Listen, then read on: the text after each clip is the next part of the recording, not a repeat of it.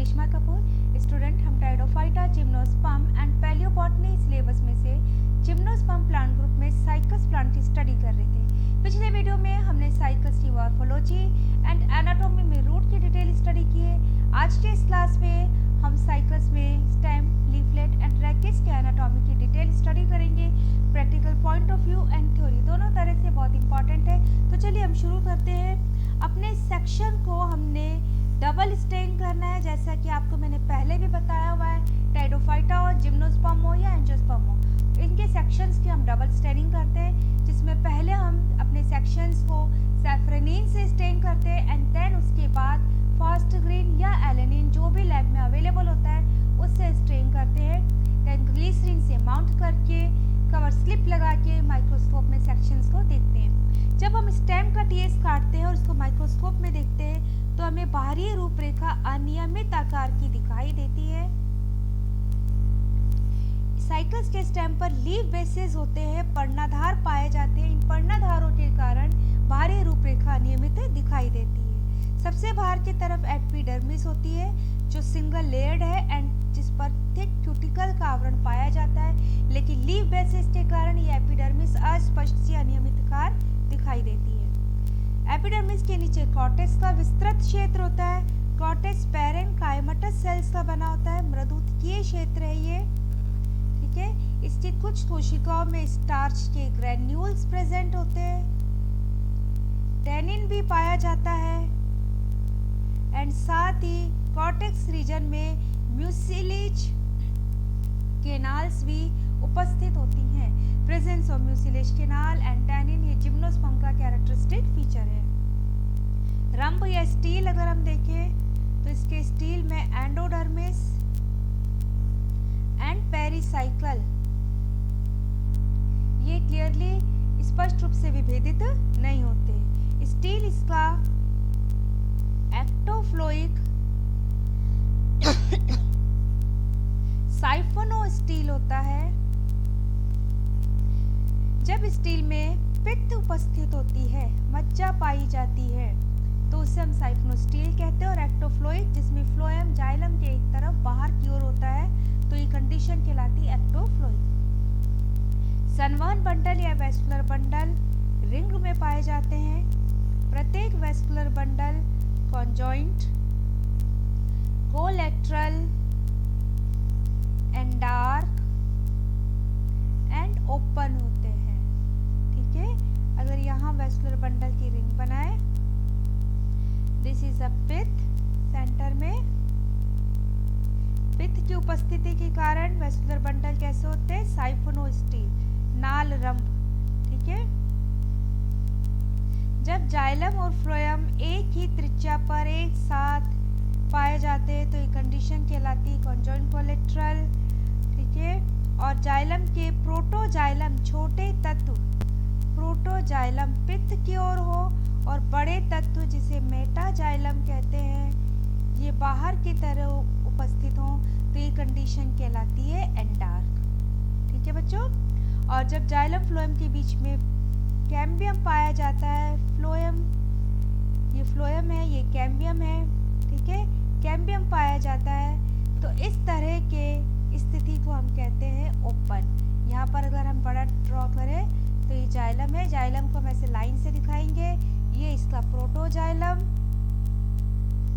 ये metaxylem, phloem जिसको हम ऐसे डॉट्स बना के दिखा देते हैं, फ्लोएम, और इसके बीच में है कैम्बियम। तो जब कैम्बियम पाई जाती है तो उसे कहते हैं ओपन टाइप का। साथ ही बच्चों इसके जो स्टेम है उसमें ट्रेसेस दिखाई देते हैं, लीफ ट्रेसेस दिखाई देते हैं, ठीक है। लीफ ट्रेसेस का मिलना साइकस के स्टेम का कैरेक्टरिस्टिक फीचर है। इसमें टू टाइप्स की लीफ ट्रेसेस दिखाई देते हैं हमारे को। एक होता है डायरेक्ट ट्रेस, डायरेक्ट ट्रेस जैसा कि आप यहाँ चित्र में देख रहे हैं, जहाँ पर पत्ती लगी होती है, पत्ती लगने की जगह के ठीक सामने दो संवहन बंडल के स्ट्रैंड्स उत्पन्न होते हैं जो सीधे ही पत्ती में एंटर कर जाते हैं, इसे कहते हैं direct trace.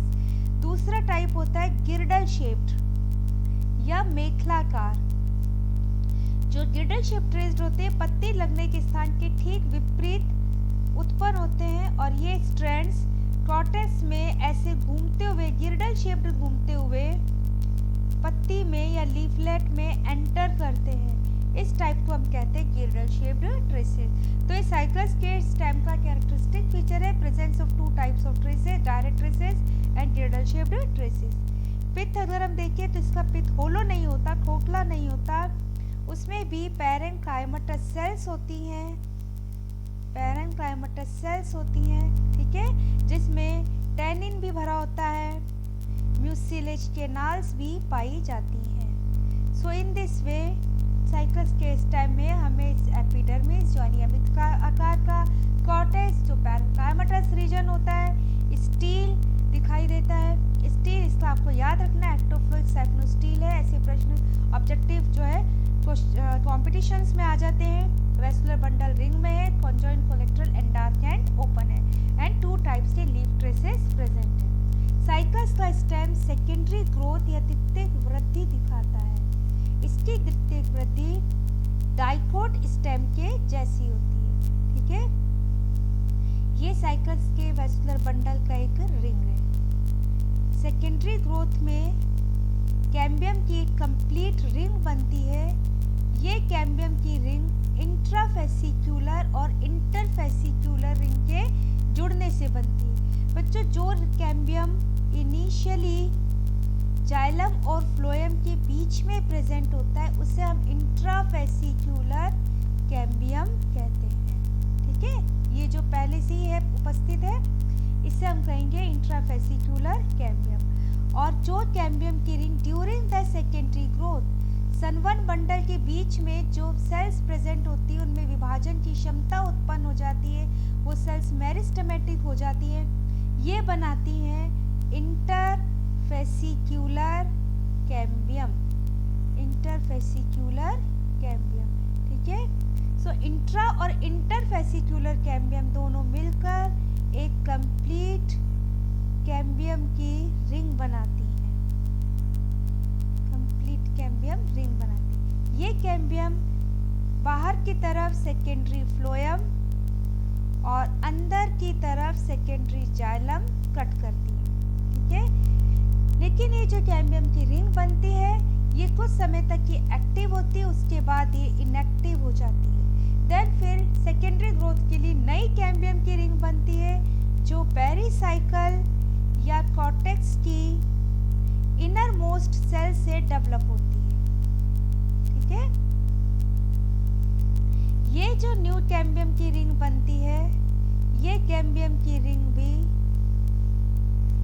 Secondary xylem and secondary phloem की सेल्स कट करती है, ठीक है। लेकिन ये कैम्बियम रिंग भी कुछ समय बाद इनएक्टिव हो जाएगी, अक्रिय हो जाएगी, इसकी विभाजन की क्षमता चली जाएगी और फिर से एक नई रिंग बनती है। इस तरह से साइकस के स्टेम में, ओल्ड स्टेम में हमें 15 से 20 रिंग्स दिखाई दे जाती हैं। तो ये साइकस के द्वितीयक वृद्धि का कैरेक्टरिस्टिक फीचर है कि इसमें हर बार जो नया जाइलम और नया फ्लोएम कट रहा है वो नई कैम्बियम की रिंग से बन रहा है, ठीक है। स्टूडेंट, आपको ये ध्यान रखना है कि सेकेंडरी ग्रोथ में जो जाइलम एंड फ्लोएम बनता है उसमें भी वेसल्स नहीं होती है, फ्लोएम में कंपेनियन सेल्स नहीं होती। तो जाइलम में क्या प्रेजेंट होता है? तो जाइलम ट्रैकीड्स होता है, वाहिनिकाएं जिन्हें हम कहते हैं, और दूसरा जाइलम पैरेन्काइमा, ठीक है। लेकिन वेसल्स एब्सेंट होती हैं, ये आपको याद रखना है। इसी तरह फ्लोएम में phloem parenchyma and sieve tubes होती हैं, लेकिन कंपेनियन सेल्स एब्सेंट होती है। क्या बच्चों? कंपेनियन सेल्स एब्सेंट होती है। तो ड्यू सेकेंडरी ग्रोथ से साइकस का स्टेम जो इनिशियली मोनोजाइलिक था अब पॉलीजाइलिक हो जाता है, ठीक है। पहले जाइलम का एक ही वलय थी, अब कई सारी वलय में जाइलम बन जाते हैं, पॉलीजाइलिक हो जाता है। बच्चों, आपको ध्यान रखना है कि जो साइकस की वुड होती है वो मेनोजाइलिक होती है। आपको पता है कि सेकेंडरी ग्रोथ से वुड या काष्ठ का निर्माण होता है, ठीक है। साइकस की जो वुड होती है वो मेनोजाइलिक होती है, बहुत ही इंपॉर्टेंट है, ऑब्जेक्टिव में आ जाता है। मेनोजाइलिक वुड के अगर हम कैरेक्टरिस्टिक फीचर देखें तो इसमें पैरेन्काइमा जो अमाउंट बनता है, पैरेन्काइमा सेल्स ज़्यादा मात्रा में बनता है। इसका पित्त एनलार्ज होता है, बड़ा पित्त बनता है। साथ ही जो जाइलम के एलिमेंट्स होते हैं वो पैरेन्काइमा के कंपैरिजन में कम अमाउंट में बनते हैं। ये जाइलम के एलिमेंट्स लूजली अरेंज्ड होते हैं, ढीले ढाले से व्यवस्थित होते हैं। इस तरह से जो वुड बनती है वो नॉन कॉम्पैक्ट होती है, ठीक है, कठोर सी नहीं होती है, संहत नहीं होती है, असंहित नरम मृदु सी कोमल सी वुड बनती है। इसी कारण साइकस की वुड का कमर्शियली यूज नहीं है। इसी तरह लीफलेट का अगर हम टीएस सेक्शन देखें माइक्रोस्कोप में तो इसका जो पर्णक होता है वो डॉर्सी वेंट्रल एनाटॉमी को शो करता है, जिसमें एपिडर्मिस का बाहरी क्षेत्र होता है और एपिडर्मिस स्पष्ट रूप से अपर एंड लोअर एपिडर्मिस में डिफरेंशिएटेड होती है, ठीक है, अपर एंड लोअर एपिडर्मिस। जो अपर एपिडर्मिस होती है सिंगल लेयर्ड एक परती है जिस पर थिक क्यूटिकल पाई जाती है, थिक क्यूटिकल उपस्थित होती है, रंध्र नहीं होते, ठीक है, आपको ध्यान रखना है, स्टोमेटा एब्सेंट होते हैं। लोअर एपिडर्मिस ये भी सिंगल लेयर्ड है लेकिन इसमें स्टोमेटा पाए जाते हैं, स्टोमेटा प्रेजेंट होते हैं और स्टोमेटा संकन या धंसे हुए स्टोमेटा उपस्थित होते हैं। एपिडर्मिस के बाद हाइपोडर्मिस उपस्थित होती है। साइकस के लीफलेट की जो हाइपोडर्मिस होती है वो अपर एपिडर्मिस की तरफ 3 to 4 लेयर्ड स्क्लेरेनकाइमटस या दृढ़ोत्तकीय कोशिकाओं की बनी होती है। स्क्लेरेनकाइमटस या दृढ़ोत्तकीय कोशिकाओं की बनी होती है। लोअर एपिडर्मिस में ये लोअर एपिडर्मिस की तरफ ये स्टोमेटा के साइड पर एब्सेंट होती है, ठीक है, जहाँ स्टोमेटा की कवरिंग होती है वहाँ पर ये नहीं पाई जाती।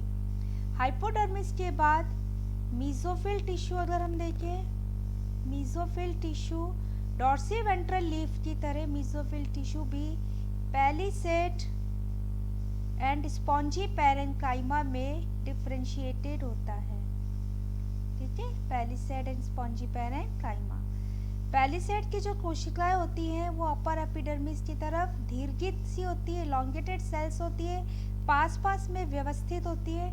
जैसे यहाँ पर आप देख रहे हैं डायग्राम में, ये पास पास व्यवस्थित कोशिका है, थोड़ी लंबी सी है, दीर्घित सी है और इनके सेल्स में क्लोरोप्लास्ट सघन रूप से पाया जाता है, ठीक है, गैप नहीं है, क्लोरोप्लास्ट सघन रूप से पाया जाता है।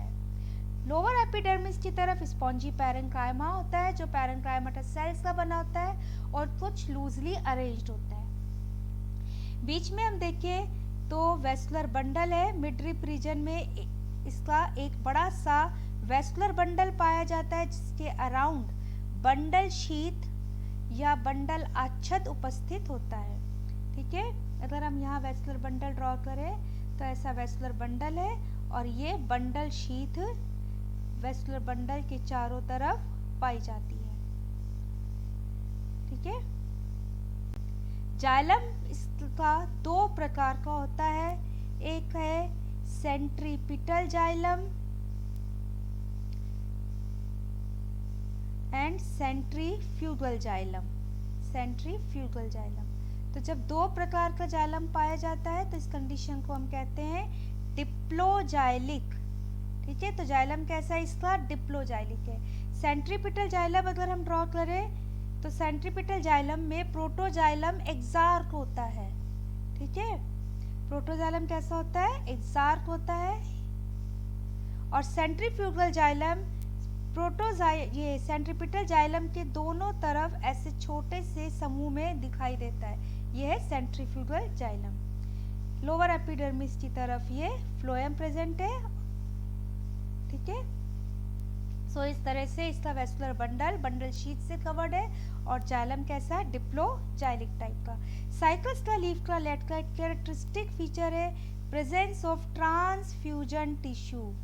बच्चों ये आपको ध्यान रखना है, ट्रांसफ्यूजन टिश्यू कॉम्पिटिशन में भी पूछ लिया जाता है, कौन जिम्नोस्पर्म प्लांट में ट्रांसफ्यूजन टिश्यू उपस्थित होता है। तो साइकस के लीफलेट में पाया जाता है, इसको संचरण ऊतक भी कहते हैं। और ये क्यों होता है, क्योंकि साइकस के लीफलेट में सिर्फ एक ही मध्य शिरा होती है, पार्श्व शिराएं नहीं पाई जाती। तो पार्श्व शिराओं तक, विंग्स तक संवहन करने के लिए, कंडक्शन के लिए ट्रांसफ्यूजन टिश्यू उपस्थित होता है। ये जो ट्रांसफ्यूजन टिश्यू होता है, ये ट्रांसफ्यूजन टिश्यू दो प्रकार का होता है। इसकी जो सेल्स संवहन बंडल के दोनों लेटरल्स पर पाई जाती हैं, छोटी होती है, उनको हम कहते हैं प्राइमरी ट्रांसफ्यूजन टिश्यू। ठीक है, क्या कहते हैं, प्राइमरी ट्रांसफ्यूजन टिश्यू। इस प्राइमरी ट्रांसफ्यूजन टिश्यू से फिर सेकेंडरी ट्रांसफ्यूजन टिश्यू अराइज होता है। इसकी सेल्स लंबी होती है, ठीक है, और पट्टियों के रूप में पास पास से व्यवस्थित होती है, जैसे आप यहाँ डायग्राम में भी देख रहे हैं, लंबी होती हैं और पट्टियों के रूप में पास पास में स्थित होती हैं और पार्श्व विंग तक फैली रहती है। इसे हम कहते हैं secondary transfusion tissue. Transfusion tissue की भित्तियों पर बॉर्डरेड या परिवेक्षित गर्त पाए जाते हैं। इस तरह से साइकस का लीफलेट स्पष्ट रूप से जीरोफिटिक कैरेक्टर शो करता है। अगर हम जीरोफिटिक कैरेक्टर देखें तो प्रेजेंस ऑफ हाइपोडर्मिस, ये जीरोफिटिक कैरेक्टर है। स्टोमेटा इसका संकन होना, sunken stomata, this one also xerophytic character. Bundle sheath around the vascular bundle, presence of bundle sheath, diploxylic xylem,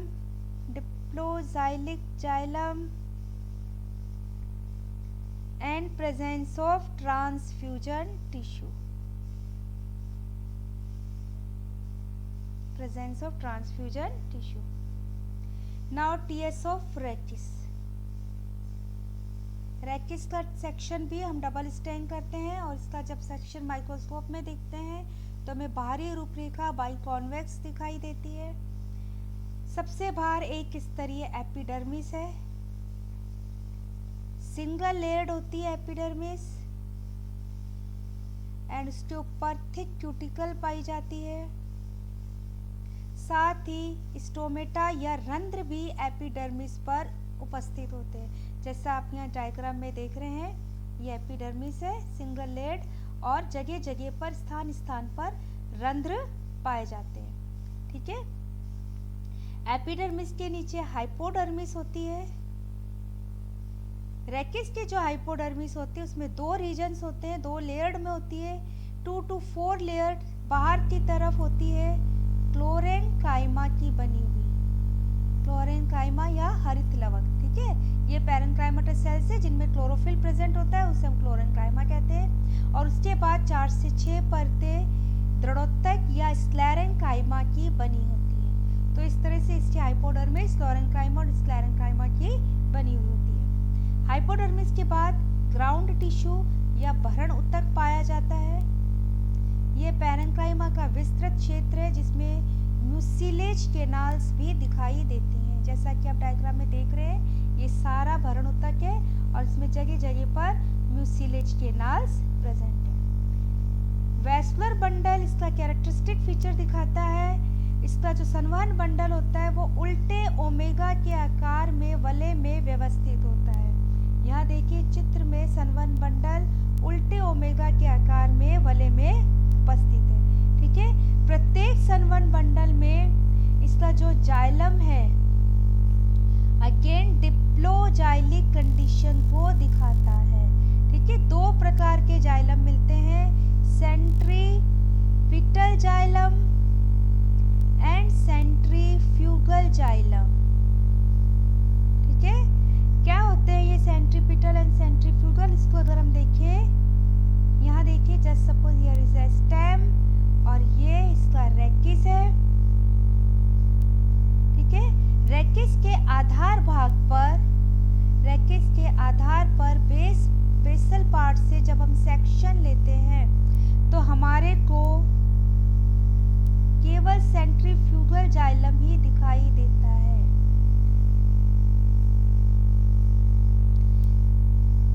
ये है फ्लोएम, जिसको हमने नीचे ब्लू से दिखाया है, फ्लोएम है। ये कैम्बियम, ठीक है, और ये सेंट्रीफ्यूगल जाइलम। जब हम बेसल पोर्शन से सेक्शन लेते हैं तो हमें सेंट्रीफ्यूगल जाइलम दिखाई देता है। CFX लिख रहे हैं। सेंट्रीफ्यूगल जाइलम में जो प्रोटोजाइलम होता है वो एंडार्क होता है। कैसा होता है? एंडार्क, ठीक है। तो यहाँ इस चित्र में देखिए बच्चों आप, ये सेंट्रीफ्यूगल जाइलम दिखा रखा है और इसमें ये एंडार्क प्रोटोजाइलम, ठीक है। इसके बाद जब हम इस रेकिस का मिडिल पोर्शन से सेक्शन लेते हैं तो हम क्या देखते हैं?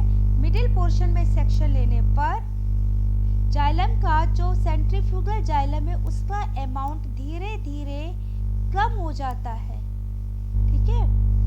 और दूसरा प्रकार का जाइलम डेवलप होता है जिसे सेंट्रीपिटल जाइलम कहते हैं। सेंट्रीपिटल जो हमने CPX से लिखा है। इस सेंट्रीपिटल जाइलम में प्रोटोजाइलम एक्सार्क होता है, राइट। मिडल पोर्शन से जब हम सेक्शन लेते हैं तो हमें दोनों प्रकार के जाइलम दिखाई देते हैं, सेंट्रीफ्यूगल भी, सेंट्रीपिटल भी। जैसे आप यहाँ इस चित्र में देखिए, सेंट्रीफ्यूगल भी है और सेंट्रीपिटल भी है। तो ये कंडीशन कहलाती है मेसार्क। तो इस चीज को आपने ध्यान रखना है कि जब हम रेकिस का बेसल सेक्शन लेते हैं तो हमें बेसिकली मुख्य रूप से सेंट्रीफ्यूगल जाइलम दिखता है। मिडिल पोर्शन से लेने पर मेसार्क कंडीशन दिखती है। एंड इसके बाद जब हम मिडिल से थोड़ा ऊपर और शीर्ष भाग तक सेक्शन लेते हैं तो हमें मेनली एपिकल पोर्शन या टिप भाग से या शीर्ष की ओर जाने पर सेक्शन लेने पर हमें मुख्य रूप से सेंट्रीपिटल जाइलम ही दिखाई देता है। सेंट्रीफ्यूगल जाइलम के बहुत छोटे 2 स्ट्रैंड्स दिखाई देते हैं, ठीक है। अगर यहाँ पर हम ड्रॉ करें इसको, ये कैम्बियम, ये फ्लोएम, कैम्बियम, ठीक है। एंड उसके बाद ये सेंट्रीपिटल जाइलम है ये, और यहाँ पर 2 छोटे स्ट्रैंड में सेंट्रीफ्यूगल जाइलम, ठीक है। तो इस तरह से साइकस के रेकिस में हमें विशिष्ट प्रकार से डिप्लोजाइलिक बंडल्स मिलते हैं जो रेकिस के अलग अलग जगह पर अलग अलग तरह से होते हैं। आधार पर मुख्य रूप से सेंट्रीफ्यूगल है, मध्य भाग पर मेसार्क कंडीशन है जिसमें सेंट्रीपिटल एंड सेंट्रीफ्यूगल दोनों प्रकार के जाइलम दिखाई देते हैं। एंड मध्य से ऊपर शीर्ष तक हमारे को सिर्फ सेंट्रीपिटल जाइलम दिखाई देता है। मुख्य रूप से सेंट्रीफ्यूगल बहुत छोटे से बंडल या समूह के रूप में दिखाई देते हैं। सो स्टूडेंट, आज की इस क्लास में हमने साइकस में लीफलेट, रेकिस एंड स्टेम की एनाटॉमी की डिटेल में स्टडी करी है। नेक्स्ट वीडियो में हम साइकस में रिप्रोडक्शन को पढ़ेंगे। मेरे चैनल को प्लीज़ सब्सक्राइब जरूर करें, अपने फ्रेंड्स के साथ में शेयर करें।